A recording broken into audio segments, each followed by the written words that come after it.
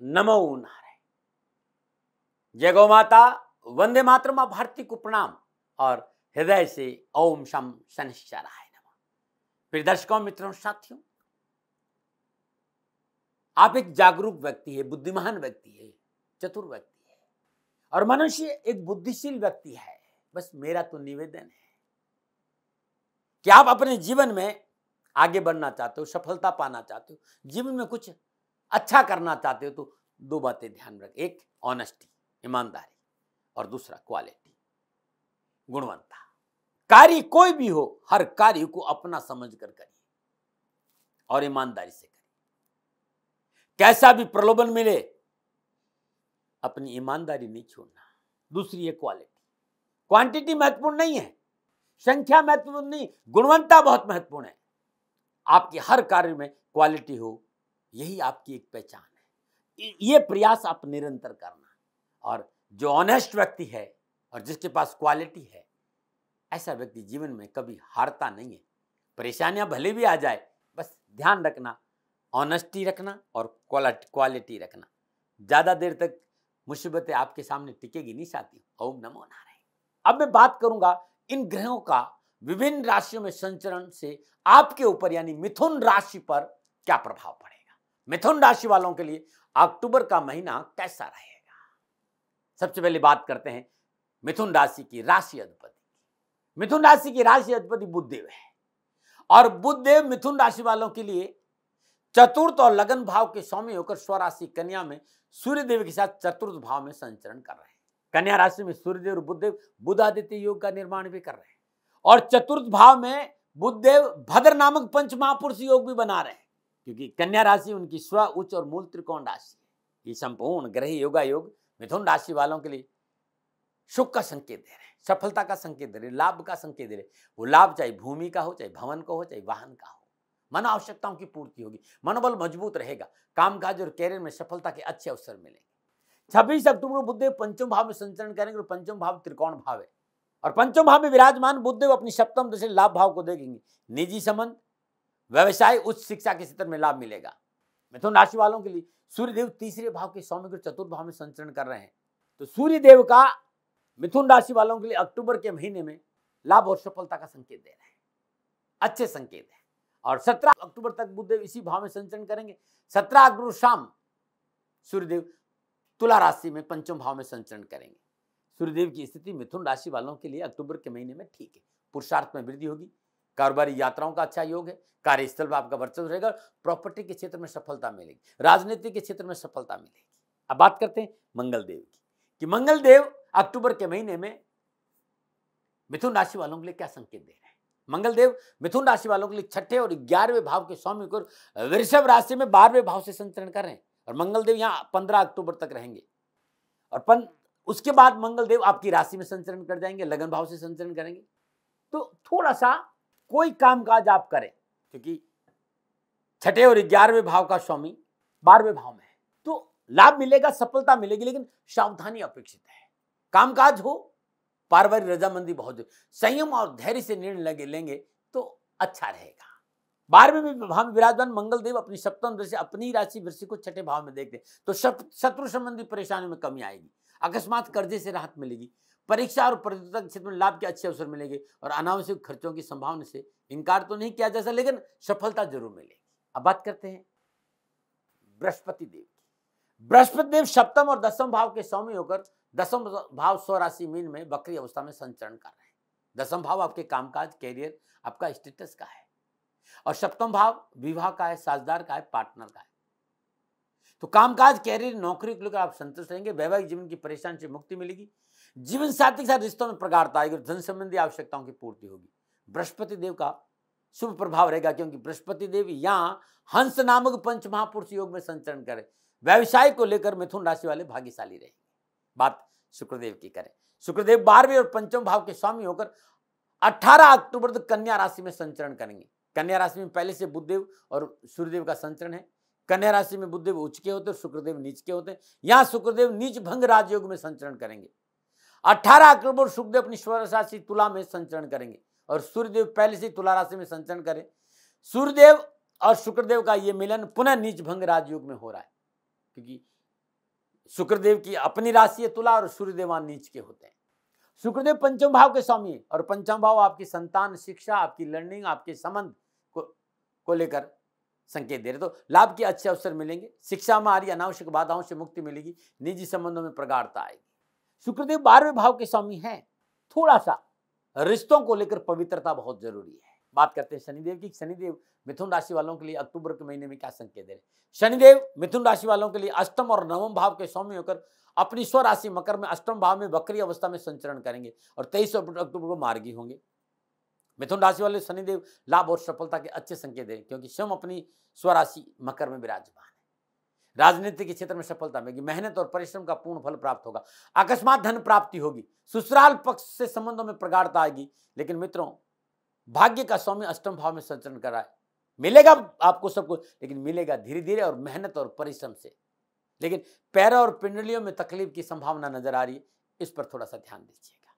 राहुदेव मिथुन राशि वालों के लिए लाभ भाव में संचरण करेंगे और मिथुन राशि वालों के लिए राहुदेव सदा 11वें भाव में लाभ और सफलता देते हैं, मान सम्मान यश में वृद्धि करते हैं, देश विदेश से अच्छे कारोबारी संबंध बनेंगे और मनो इच्छाओं की पूर्ति होगी।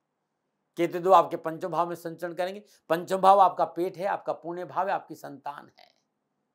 थोड़ा सा अपने कर्मों का अवलोकन बहुत जरूरी है, खान पान पर ध्यान देना होगा, संतान पक्ष पर ध्यान देना होगा।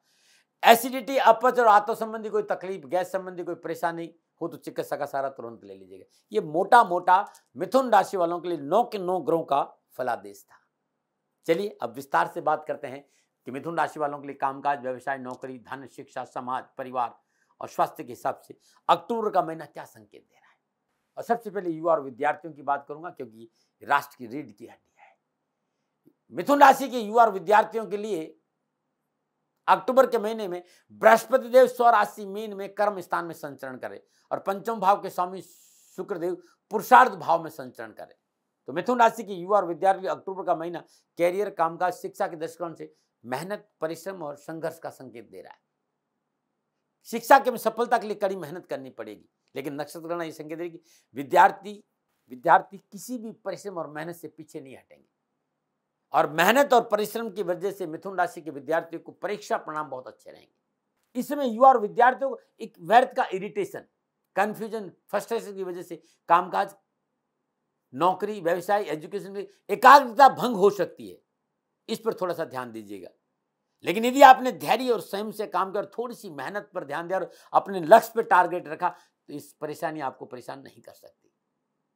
पारिवारिक सदस्यों का सहयोग अच्छा रहेगा और आप चाहते हैं कि परीक्षा परिणाम अच्छा आए तो शिक्षकों और अभिभावकों की सलाह पर थोड़ा सा काम करना होगा। चतुर्थ भाव में सूर्यदेव बुधदेव की युति बुधादित्य योग के साथ इस बात का संकेत विशेष रूप से वे विद्यार्थी जो बीकॉम में है, बीए है, सीए है, सीएस है, इंजीनियरिंग है, बीटेक है, आईआईटी के क्षेत्र में अध्ययनरत हैं, उन्हें अच्छा परफॉर्म करने का अवसर मिलेगा और लाभ भी मिलेगा।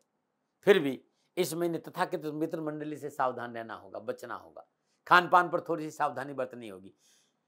युवाओं को नवीन योजनाओं पर काम करने का मौका मिलेगा। सरकारी संस्थाओं से स्कॉलरशिप मिलने की प्रबल संभावना है। परिवार का भी पूरा साथ है। उच्च शिक्षा के परिणाम परिश्रम के अनुकूल अच्छे रहेंगे। युवाओं के निजी संबंध शादी विवाह के मसलों में परिवर्तन हो सकते हैं और शादी विवाह के मसले जो परेशानी युक्त हैं वे सुलझते हुए नजर आएंगे। हाँ, जो उच्च शिक्षा में अध्ययनरत युवा हैं उन्हें थोड़ा सा परिश्रम करेंगे तो और अच्छा लाभ मिलेगा। सफलता के लिए धैर्य का और संयम का परिचय देना बहुत जरूरी होगा क्योंकि मनोवांछित सफलताओं के लिए समय इस बात का संकेत इंतजार बहुत जरूरी है। व्यर्थ का आलस्य और प्रमाद आप पर हावी नहीं हो। सोशोबाजी और व्यर्थ का भ्रमण आपको नुकसान दे सकता है, इससे बचे। वैसे अच्छा समय, कहीं घबराने वाली कोई बात नहीं है। अब मैं बात करूंगा वृषभ राशि वालों के लिए कामकाज, कारोबार, नौकरी और आर्थिक दृष्टिकोण से कैसा संकेत दे रहा है अक्टूबर का महीना। मिथुन राशि के जातक जातिकाओं के लिए अक्टूबर के महीने में दसम और सप्तम भाव के स्वामी बृहस्पति देव अपनी स्वराशि मीन में वक्री अवस्था में कर्म स्थान यानी दसम भाव में संचरण कर रहे हैं। शनिदेव और बृहस्पति देव का त्रिकादश संबंध है। इसके साथ दसम भाव में संचरण करे बृहस्पति देव की पंचम दृष्टि धन भाव पर है। कामकाज, कारोबार, नौकरी, आर्थिक परिस्थितियों के हिसाब से अक्टूबर का महीना रात और लाभ और सफलता और खुशी का संकेत दे रहा है। व्यवसाय में नए अवसर मिलेंगे, लाभ मार्ग प्रशस्त होगा, नवीन कारोबारी रिश्ते स्थापित होंगे। आप शिक्षक हैं, आप प्रोफेसर हैं, विशेष रूप से मैथमेटिक्स, केमिस्ट्री या फिजिक्स, या आप न्यायाधीश है, आप वकालत करते हैं, आप प्रवक्ता है, कथावाचक है, सलाहकार हैं, तो नक्षत्र गणना पूर्ण लाभ और सफलता का संकेत दे रही। कार्यस्थल पर आपका वर्चस्व बढ़ेगा, सहकर्मियों का साथ बहुत अच्छा रहेगा। नौकरी में पिछली परेशानी से छुटकारा मिलेगा, शत्रु चाकर भी आपका नुकसान नहीं कर पाएगा। अचानक नौकरी में मनोनुकूल सफलता के योग नजर आ रहे हैं। सरकारी क्षेत्र में नौकरी करने वालों के लिए समय पूर्ण संतुष्टि और सफलता और लाभ का संकेत दे रहे हैं। सरकार से पूर्ण लाभ मिलेगा, मनोनुकूल प्रमोशन और स्थानांतरण का प्रबल योग है। लेकिन मैं एक बात यहाँ जरूर कहूंगा कि अत्यधिक आत्मविश्वास न दिखाए, धैर्य और संयम से काम करें तो अच्छा रहेगा। साझेदारी कार्य में विशेष सावधानी बरतें। आपकी कार्यशैली और आपकी कार्य क्षमता की वजह से मुनाफा बढ़ेगा, लेकिन शोषोबाजी से बचे, अत्यधिक आत्मविश्वास से बचे। आर्थिक धन स्रोतों में वृद्धि होगी, धनागमन के साधन बढ़ेंगे।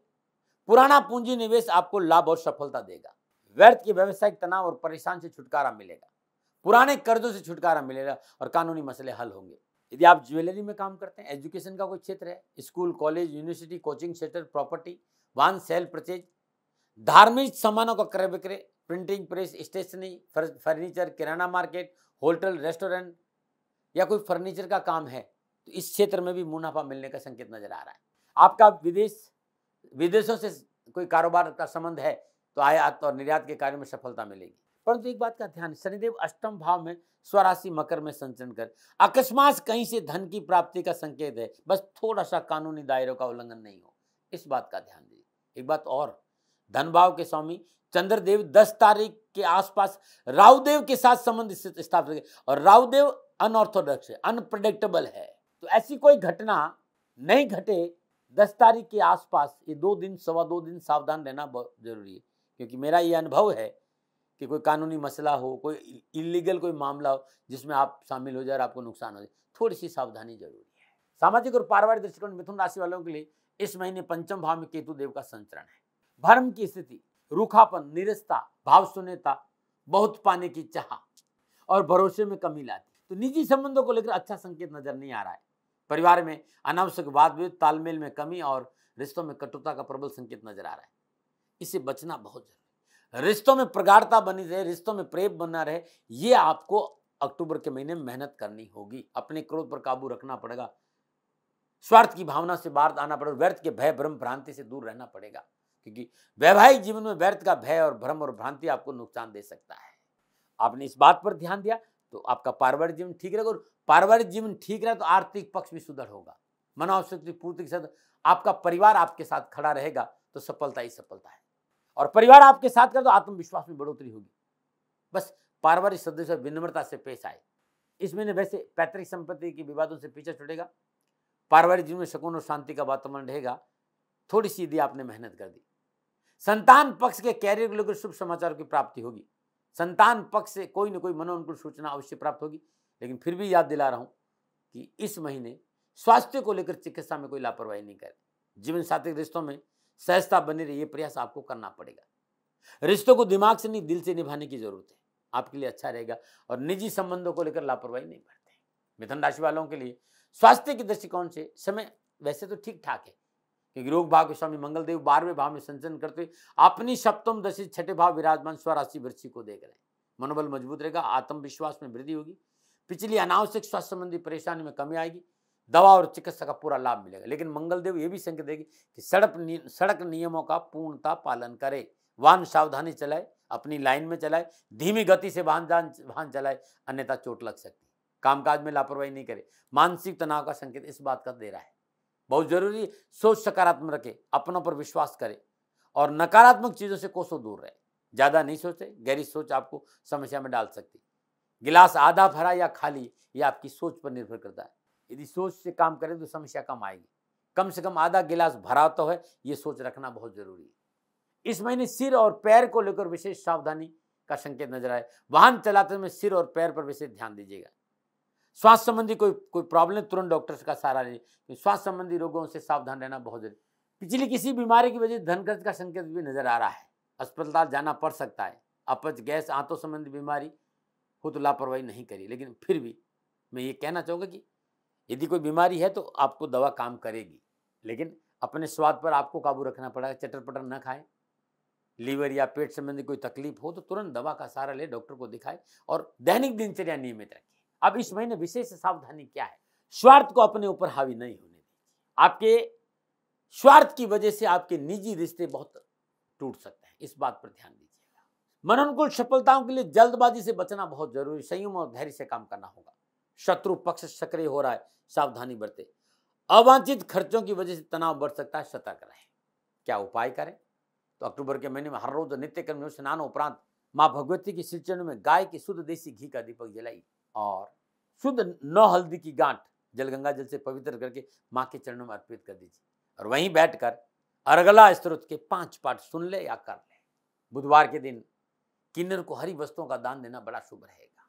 इस महीने हर बुधवार को 700 ग्राम साबुत मूंग हरे कपड़े में बांधकर दक्षिणा के साथ किसी गरीब निधन विधवा स्त्री को दान देना आपके लिए उत्तम लाभ का संकेत है। तो ये था मिथुन राशि वालों के लिए अक्टूबर का महीना ग्रह नक्षत्र और गणनाओं के हिसाब से क्या संकेत दे रहा है, मेरे अनुभव का आंकलन। प्रिय दर्शकों, मित्रों, साथियों, हाथ जोड़कर मेरा निवेदन कि न भय, न भ्रम, न भ्रांति, न वाद, न विवाद, न तर्क, सेकंड ओपिनियन का अधिकार आपके पास था, आपके पास है और आप ही के पास रहेगा।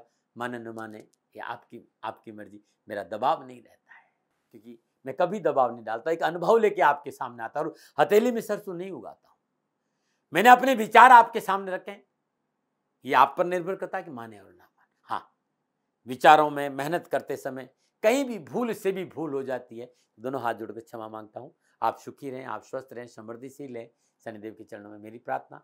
ओम नमो नारायण। राजस्थान का हर व्यक्ति जानता है कि दाती महाराज गायों से बहुत प्यार करते हैं, बेटियों से बहुत प्यार करते हैं।